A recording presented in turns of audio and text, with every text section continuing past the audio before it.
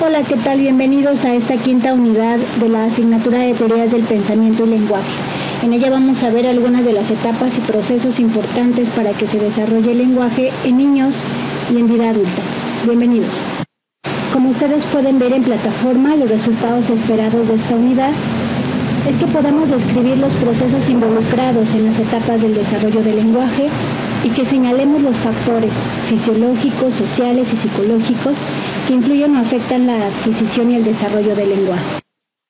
Además, se espera que podamos identificar los aspectos fisiológicos, sociales y psicológicos de las etapas del desarrollo del lenguaje y expliquemos la etapa del desarrollo del lenguaje en los niños que se presentan a partir de los 2 años de edad a la edad escolar y los elementos que estos procesos implican.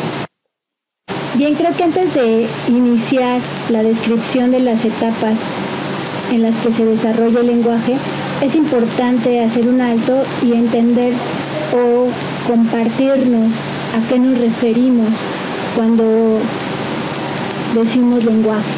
Hay 2 definiciones que aparecen en el material de la plataforma y que los retomo porque van como en este sentido que hemos estado discutiendo y reflexionando.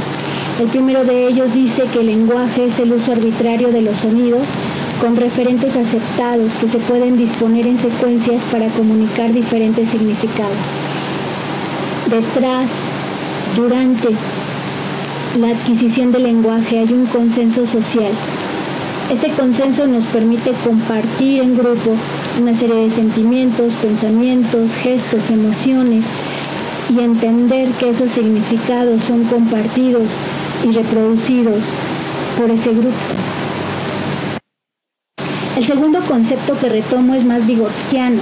Dice que el lenguaje representa una realidad compartida por una comunidad que realiza una representación abstracta del mundo.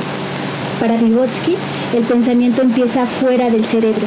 Es en la actividad interpersonal, en la actividad interpsicológica, que uno comienza a aprender, uno comienza a rescatar y a significar una serie de símbolos, de sonidos, que nos permitirán en un momento dado ir conformando esta representación de lo que tengo acerca de lo que es mundo. Empezará este lenguaje en la interrelación que guardo con la madre, con el padre. El niño empieza a tomar parte del mundo y empezará una labor que le irá conformando su yo. Vale decir que este proceso es temporal, que se hace de manera constante y que se hace de manera histórica y siempre dentro de un contexto determinado. Algunas de las características que hemos revisado en textos anteriores en esta asignatura tienen que ver con las características del lenguaje. Hemos dicho que una de las cuestiones que podemos nosotros entender es que el lenguaje promueve el desplazamiento, es decir, nos permite evocar imágenes del pasado, imágenes ausentes, incluso imaginarias o irreales, y por medio del código lingüístico compartir estas emociones a los otros. El lenguaje también tiene significados, es decir, tiene unas nociones acordadas en las palabras. Cuando nosotros decimos madre, esta expresión tiene un núcleo y tiene también aditamentos que nos permiten compartir en un grupo una serie de características y evocar pensamientos muy parecidos o compartidos. Y la tercera característica a la que me quisiera referir es que el lenguaje es productivo. De un puñado de palabras, de un abecedario, nosotros podemos construir y rediseñar un sinfín de significados. Esta producción es histórica, esta producción también tiene que ver con un tiempo. ¿Por qué? Porque recordemos que el lenguaje tiene que ver con el pensamiento y con el pensamiento social.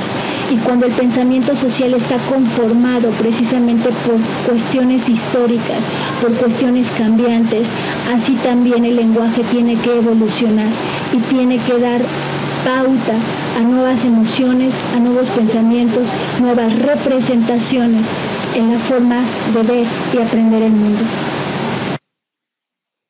Cuando estudiamos acerca del lenguaje, nos hablan acerca de componentes básicos del mismo. El primero de ellos es la fonología. Es la parte que estudia los sonidos que encontramos en un lenguaje En nuestro caso sería el abecedario, es la unidad lingüística más simple. Por ejemplo, en el español hay 22 sonidos y pueden ser más o menos dependiendo la región de la que estemos hablando en donde se utilice el idioma. El segundo componente es la semántica y es la parte del lenguaje que trata del significado de las palabras y las oraciones. El tercer componente es la sintaxis.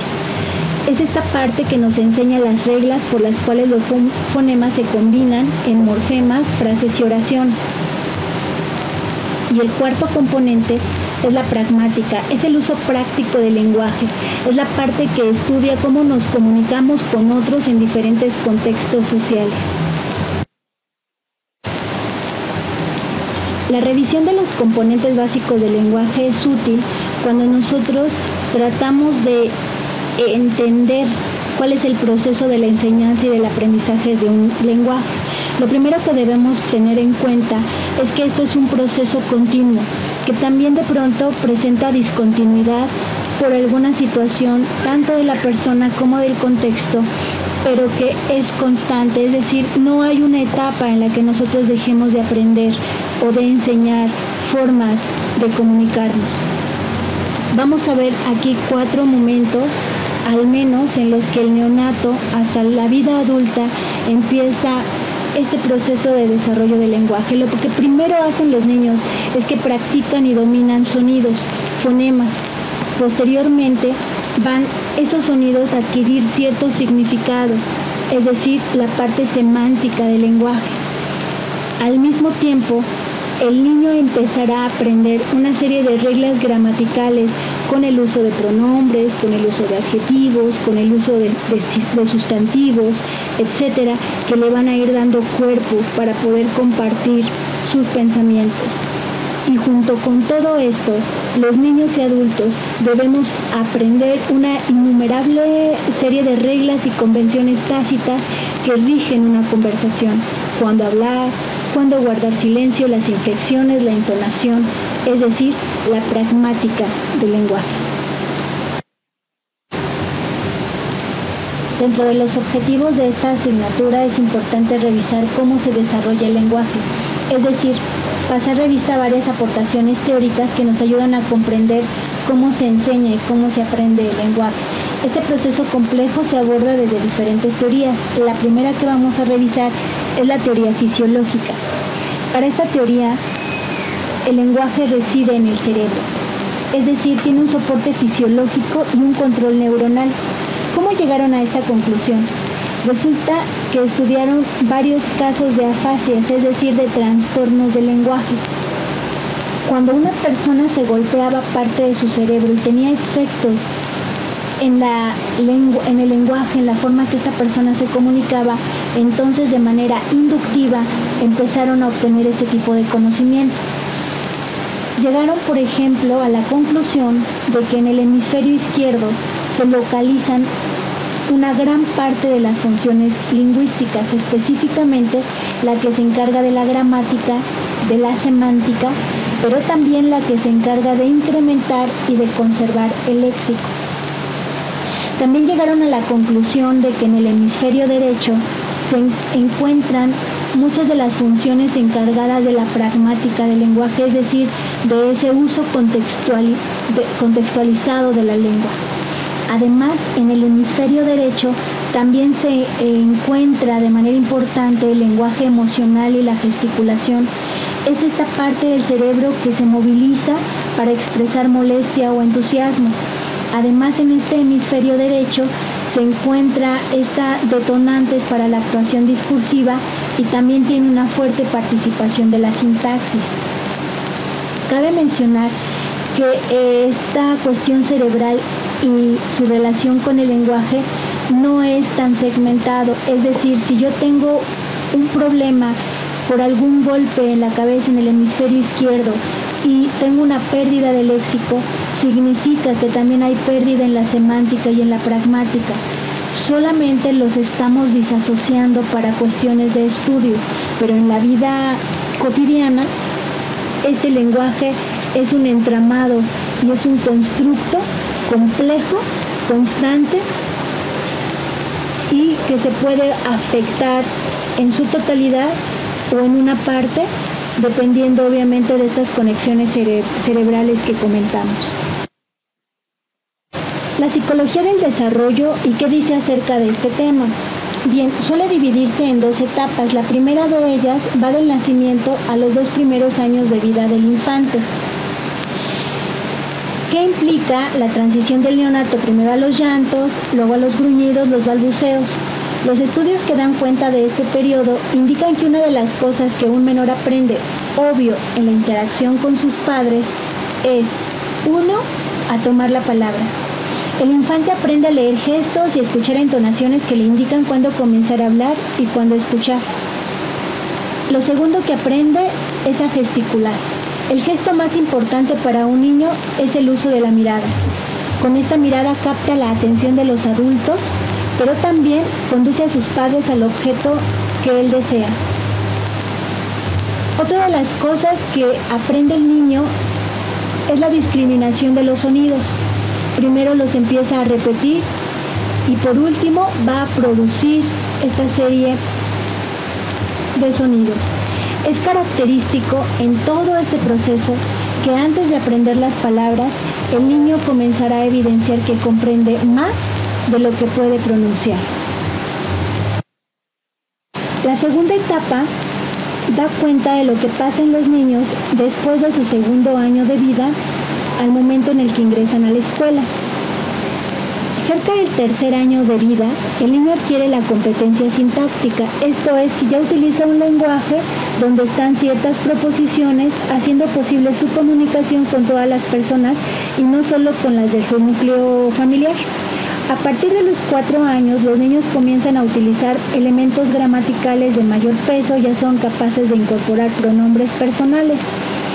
En el 5º año de edad suelen ya estar capacitados para responder algunas preguntas de comprensión del contexto social aprendido, comienza a demostrar esa capacidad simbólica, es decir, empieza a evocar representaciones mentales que no están en el presente, ese desplazamiento que hablábamos en un inicio. Y alrededor del 6º año de vida, el niño manifiesta una madurez neurolingüística y empieza el desarrollo del pensamiento abstracto. De ahí la importancia, vamos a verlo más adelante, de lo que pasa también en el aula escolar para el desarrollo del pensamiento y del lenguaje. Otro tipo de teorías que vamos a abordar en este espacio son las que tienen que ver con este enfoque social del desarrollo del lenguaje. Y en este grupo de teorías se suele referir a 4 dominios. El primero de ellos es el dominio filogenético. Es el grupo de teorías que da cuenta de las relaciones evolutivas de las especies, no de los individuos. Es un enfoque algo así como darwiniano y trata de explicar cómo aparecieron las funciones psicológicas del lenguaje en la evolución del hombre.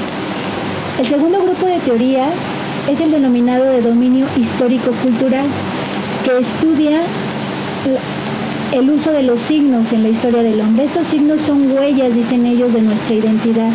Sustenta la subjetividad y el psiquismo humano.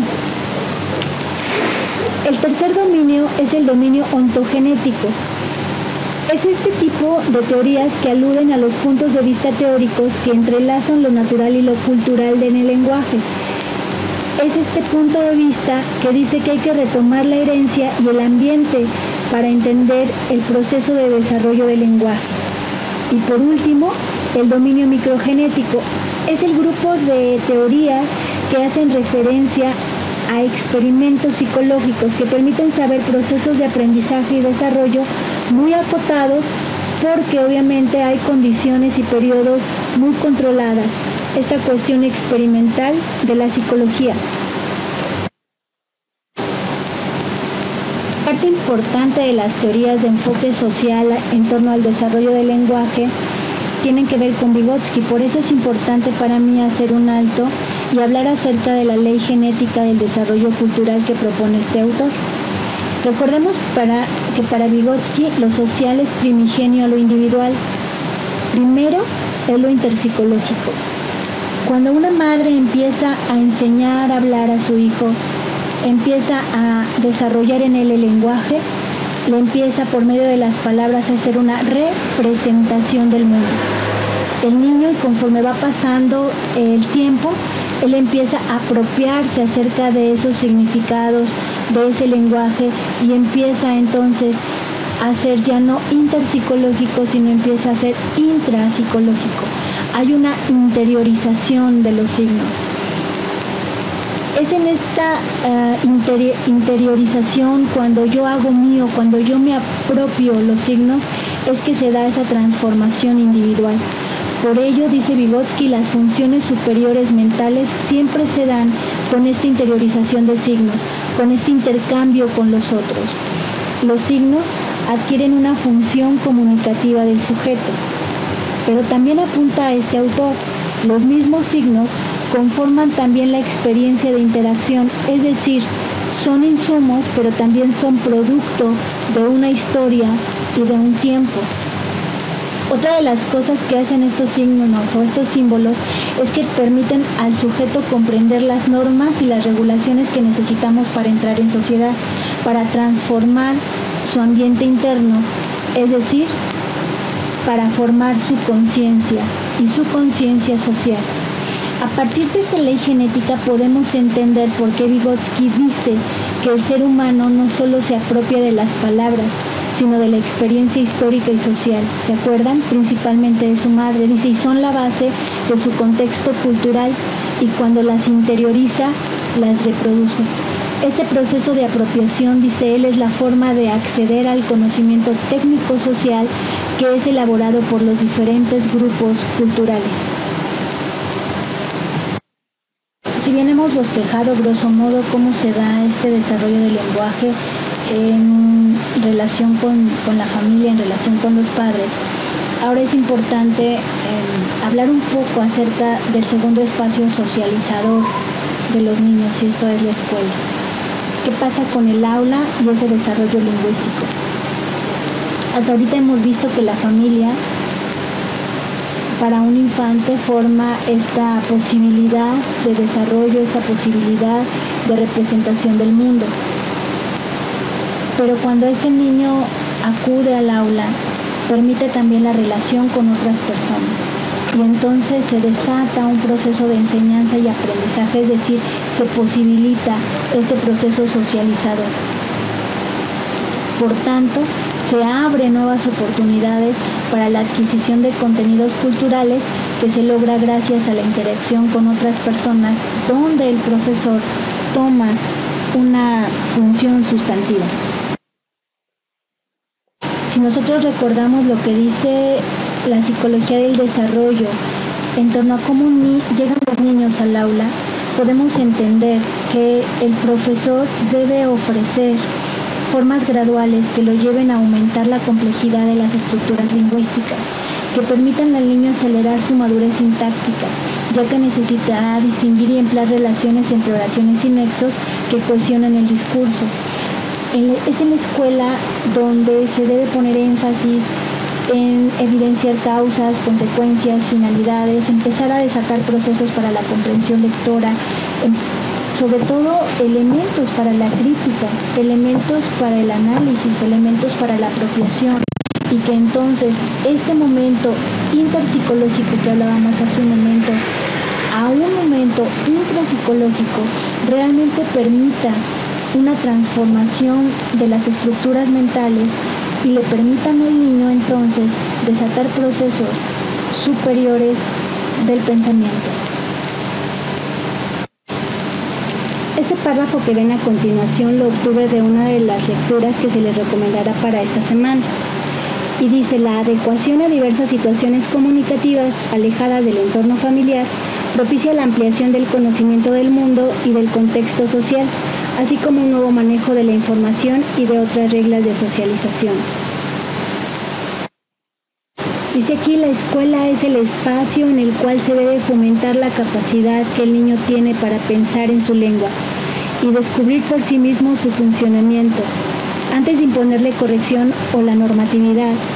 La escuela debe formar hablantes creativos. ¿A qué nos dedicamos? A dar énfasis a la fonología, a la semántica, a la sintáctica. o a establecer elementos pragmáticos que permitan el análisis y que permitan conocer otros mundos a partir del lenguaje.